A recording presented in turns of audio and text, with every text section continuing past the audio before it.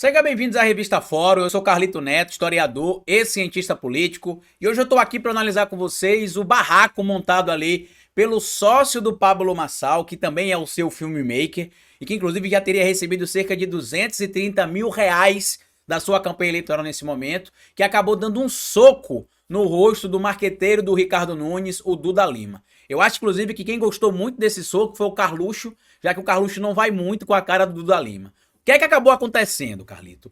Ontem aconteceu lá no chamado Flow News, que é um braço do Flow relacionado a notícias, a política e coisas do meio.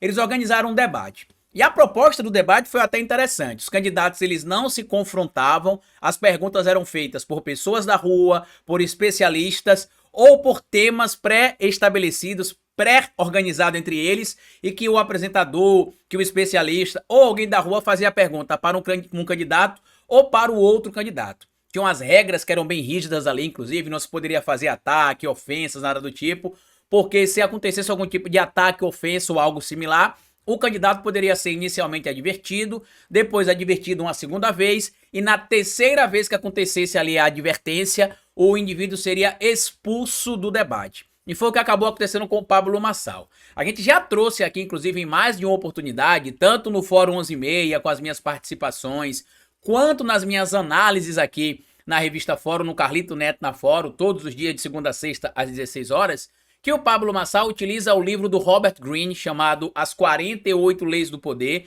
para poder colocar em prática a sua estratégia de campanha, para poder colocar em prática a sua estratégia de vida pessoal e para poder colocar em prática a sua estratégia de vida no meio empresarial. E uma das estratégias, inclusive, presente nesse livro, que está lá na Lei 6, fala o seguinte: chame a atenção a qualquer custo. E o Pablo Marçal entende muito como se utiliza essas leis, entende-se muito como é que se faz ali para poder chamar a atenção. Eu tenho até analisado aqui nesse momento que eu tô gravando esse vídeo, vários portais de notícia dizendo que o Pablo Marçal tá desesperado, que ele está disposto a fazer qualquer coisa, porque ele tá vendo o castelo ruir. Eu acho que a análise que é feita ali, lamentavelmente por alguns veículos da mídia, não leva em consideração qual que é o real objetivo do Pablo Marçal. Neste universo que a gente chama de universo do marketing digital, que é o universo, inclusive, que o Pablo Marçal é oriundo, que é o universo, inclusive, que o Pablo Marçal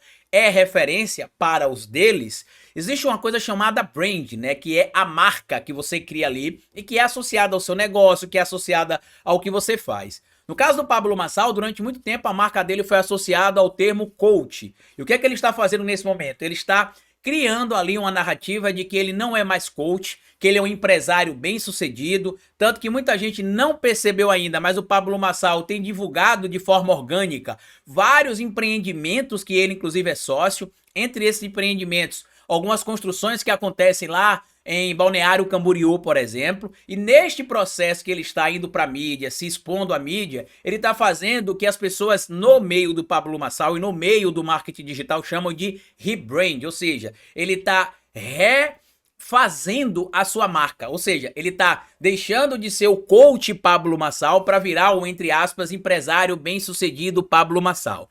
Para ele conseguir este entendimento de que ele não é mais um coach, mas sim um empresário bem-sucedido com um patrimônio de mais de 220 milhões de reais declarado na Receita Federal, ele precisa estar em máxima exposição. E não importa se a exposição ela é negativa. Eu sei que muitos de vocês vão pensar, mas do que adianta ele ter exposição negativa? E para o livro que ele utiliza como mantra, As 48 Leis do Poder, do Robert Greene, não importa se a exposição é positiva, se a exposição é negativa, se ele vai aparecer sendo ridicularizado, como foi no caso, por exemplo, que ele aprendeu a nadar no dia e no outro dia ele estava socando tubarões, que ele aprendeu a fazer jiu-jitsu no dia, no outro dia já estava na academia dando aula, que ele descobriu como é que consertava o defeito do helicóptero no ar, do lado do piloto do helicóptero, onde ele ensinou o piloto do helicóptero a pilotar o helicóptero.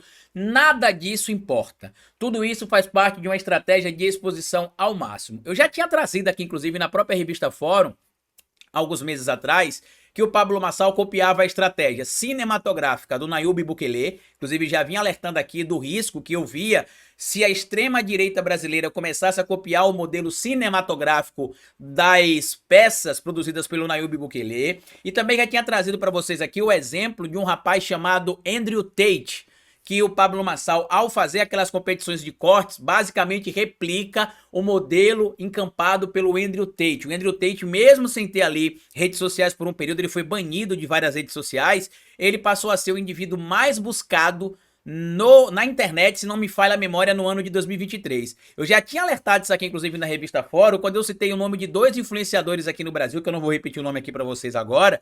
Um deles, inclusive, que tem dupla cidadania brasileira e cidadania estadunidense. Aqui ele é bolsonarista e lá ele é trumpista. E eu falei para vocês que essa estratégia era a estratégia de massificar a sua imagem, de popularizar a sua imagem, através do chamado meme culture, né, da cultura do meme, do chamado call to action também, né, a chamada para uma ação que eles fazem em troca de premiação, em troca de bonificação, e tudo isso tá dentro da estratégia do Pablo Marçal. O que acabou acontecendo ontem no debate do Flow News, que preciso parabenizar aqui, inclusive, o Carlos Tramontina, parabenizar a produção do Flow, entre eles o Borgato, né, que é quem me convida quando eu vou para São Paulo para participar de algumas coisas relacionadas ao grupo Flow, por exemplo.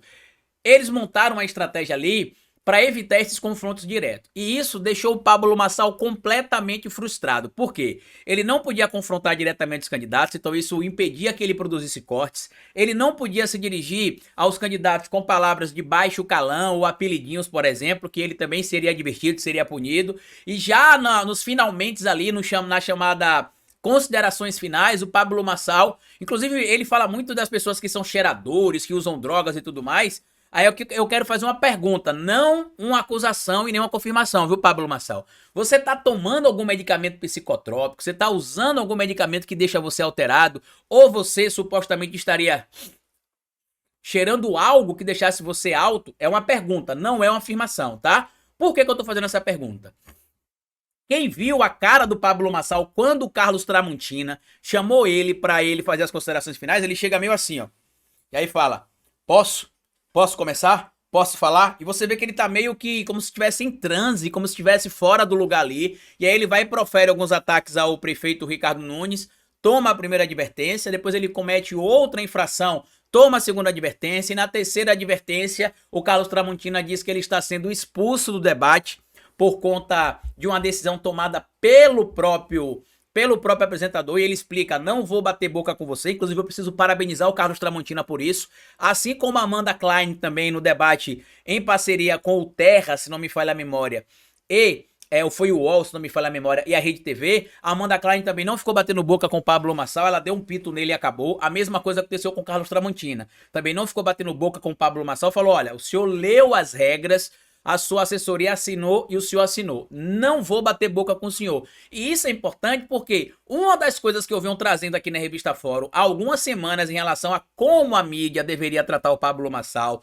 e como algumas pessoas do nosso campo deveriam tratar o Pablo Marçal era neste sentido. Tanto que eu já tinha citado aqui a Natuza Neri como, na minha análise, até o momento, a única jornalista que tinha naquela altura ali entendido como lidar com o Pablo Marçal. Depois eu acabei citando a própria Amanda Klein após o debate da Rede TV. E agora estou citando o Carlos Tramontina também. Ele acabou sendo expulso do debate. E aí nesta saída do debate, o que acabou acontecendo?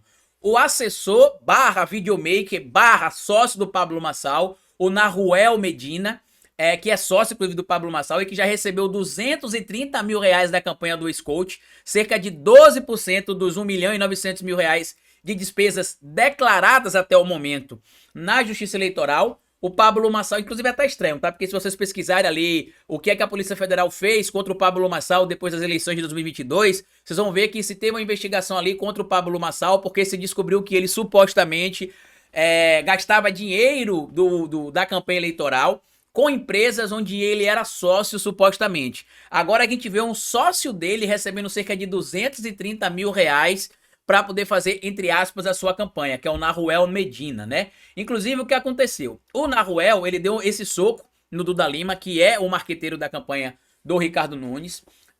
Isso durante o momento que o Pablo Marçal estava saindo do espaço, do púlpito do Flow, tanto que quando a confusão começa, o Pablo Marçal sai correndo. Hoje, inclusive, durante o momento que eu comecei a fazer a minha pauta para gravar aqui com vocês, eu tava lendo e vendo a entrevista do Carlos Tramontina a um famoso veículo de mídia da internet, e ele estava dizendo que, como o Pablo Marçal foi expulso do debate, ele não poderia passar naquele after do debate que foi montado ali pelo Igor, né, o Igor do Flow, o Igor 3K. E o que acabou acontecendo? Ele disse que a equipe do Pablo Marçal ficou na porta do stage antes ali do programa do Igor, dando socos na porta, querendo entrar de qualquer maneira. O Pablo Marçal depois gravou um vídeo dizendo, inclusive, que agora é guerra, que o negócio vai ficar feio. E como eu disse pra vocês, a candidatura do Pablo Marçal virou limo, meus amigos. Virou limo, tá? Virou limo. Como eu falei pra vocês desde o começo das minhas análises aqui sobre o Pablo Marçal. Eu falei pra vocês o quê? Existiam 3 possibilidades. A primeira, ele nem vai para o segundo turno e já consegue se popularizar ainda mais, ganhando entre 4 e 6 milhões de novos seguidores. Eu já falei isso aqui em algumas oportunidades. Isso tem acontecido, inclusive mesmo com a outra rede social do Pablo Marçal caindo. A rede nova que ele criou já tem números, inclusive, nesta casa aí, aproximadamente, de cerca de 6 milhões, né? Entre 4 e 6 milhões de usuários. A gente já tinha falado sobre isso aqui, então é o primeiro cenário. Se ele fosse gastar isso com o tráfego pago para poder conseguir seguidores, como a gente chama dentro do universo do marketing digital, orgânicos, ele gastaria uma fortuna se bobear ali, uma quantia na casa de 2 milhões de reais para conseguir esse tanto de seguidor de forma, em tese, orgânica e engajado. Então, como o Pablo Marçal vive do marketing digital, do mercado digital, se ele tem 6 novos milhões de seguidores, 4 novos milhões de seguidores, isso é importante para ele, por quê? Porque são possíveis clientes. Como é que funciona o marketing digital? Ele trabalha com a política do tal funil, né? A pessoa entra aqui no topo do funil e vai se afunilando, afunilando, afunilando. Nem todos ficam, mas vários ficam. E são esses que ficam que vão consumir os produtos do Pablo Marçal, as palestras, as mentorias de 300 mil reais, os livros de 50, 60, 70, 40, 30 reais, não importa o valor, os cursos que ele dá, e tudo isso faz com que a fortuna dele aumente ainda mais. Primeiro cenário. Segundo cenário, o Pablo Marçal vai para o segundo turno, coloca isso na sua biografia, diz que mesmo contra tudo e contra todos, sem o dinheiro do sistema, sem fundo eleitoral, sem tempo de TV, ele acabou indo para o segundo turno e se perder a eleição, ele coloca isso em um novo livro que ele provavelmente lançará assim que a eleição acabar, ou um documentário, e capitalizará e ganhará mais dinheiro em cima disso. E na melhor das melhores hipóteses, aquela que nem o Pablo Marçal talvez acredite que seja possível, ele venceria a eleição de São Paulo. O que a gente tem visto até essa altura, hoje é dia 24 de setembro de 2024. O Pablo Marçal já chegou no estágio 1 e estava chegando no estágio 2 e agora regrediu para o estágio 1, o estágio 1, melhor dizendo, porque como eu venho alertando aqui desde sempre, a soberba precede o fracasso. E ao atacar o Bolsonaro, inclusive o Pablo Marçal continua atacando o Bolsonaro, ele só perde voto. Ele só perde apoio dos bolsonaristas, tá? Inclusive, só pra vocês terem noção aqui, por exemplo, ele além de ter dito ali que o negócio iria ficar feio, como eu já citei pra vocês aqui, inclusive, hoje ele não consegue de nenhuma maneira se consolidar como alguém viável. A pesquisa Atlas Intel, inclusive, que foi divulgada pela revista Fórum, na verdade que foi compartilhada aqui na revista Fórum e em vários outros lugares, o Guilherme Boulos aparece com 30% em alguns cenários, tá? 30% em alguns cenários o Guilherme Boulos aparece. Então tudo isso, inclusive tem outras pesquisas que saíram essa semana, né? Tanto na quarta quanto na quinta-feira. Então tudo isso está gerando um desespero do Pablo Marçal. Eu, na minha última participação aqui na revista Fórum, no Fórum 11:30, com Ivan Longo e com Luiz Carlos Azenha, eu falei que eu acreditava que o Pablo Marçal não ultrapassaria mais os 19% e oscilaria para baixo. E disse que, na minha análise, eu acredito que quando acabar o primeiro turno, o Pablo Marçal terá entre 15 e 16 pontos percentuais das intenções de votos. Essa agressão, inclusive, cometida ali pelo assessor dele, Aldo da Lima, na verdade, ajuda o Ricardo Nunes e atrapalha o Pablo Marçal. Então, para quem tinha dúvida ainda que o segundo turno seria entre o Guilherme Boulos e o Ricardo Nunes, e que questionava, inclusive, dizendo que existia a possibilidade de o Pablo Marçal ir sim para o segundo turno, eu digo e repito para vocês, tá? O Pablo Marçal não irá para o segundo turno, a não ser, como eu já trouxe aqui para vocês, inclusive, em alguns cenários, a não ser que ele invente, que ele crie de alguma maneira alguma alternativa ou algum cenário que o coloque numa posição de vítima, mas de uma maneira, inclusive, que gere algum tipo de comoção na base eleitoral do Pablo Marçal e na base eleitoral do bolsonarismo. Caso contrário, meu amigo, não irá surtir efeito. O que eu achei, inclusive, inusitado é que a Tabata Amaral ficou tão irada que ela falou ali um palavrão, né? Ela falou, olha, estou revoltada porque eu estava aqui feito uma FDP defendendo ideias enquanto o Pablo Marçal faz o que faz. E hoje, neste momento que a gente está gravando o vídeo, a pergunta que tem rondado o noticiário político brasileiro é o seguinte: os veículos irão convidar o Pablo Marçal para os outros debates? Será que a Rede Globo convidará o Pablo Marçal para o debate e correrá o risco de ter pela primeira vez na história um barraco em eleição para a Prefeitura de São Paulo transmitido pelo veículo de maior audiência do Brasil neste momento? Vale a reflexão, né? O que eu já trouxe para vocês aqui e vou repetir é que não adianta os jornalistas ficarem condenando o Pablo Marçal, mas os veículos continuarem convocando o Pablo Marçal. A legislação eleitoral é bem clara. Não se tem obrigação de convidar candidatos de partidos que não preencham a cláusula de barreira, que não preencham a cláusula de desempenho. Mas eu queria a sua opinião sobre tudo isso. O que é que você acha desse quebra-pau? Você também acha, assim como eu, que a candidatura do Pablo Marçal mingou e que ele não deve passar realmente dos 15% e 16%, que essa briga de ontem só ajuda o Ricardo Nunes? E se você acredita, assim como eu também, que o Guilherme Boulos realmente está ali entre 28% e 30% das intenções de votos, eu tenho falado sobre isso aqui também há algumas semanas, tá?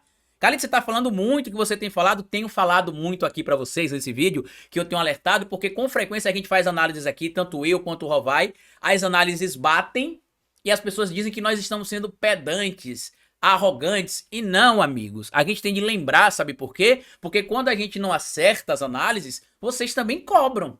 Então, quando a gente acerta, quando a gente vem alertando há um certo tempo algumas situações e estes cenários acontecem, é importante que a gente também enalteça o nosso trabalho aqui, tá bom? Comenta aqui o que é que você achou de toda essa patifaria promovida pelo Pablo Marçal. Compartilhe o vídeo, se inscreva no canal da Revista Fórum, deixe o seu like. Me siga também no meu canal O Historiador se você ainda não me segue. Grande abraço para vocês e até a nossa análise de amanhã. Tchau!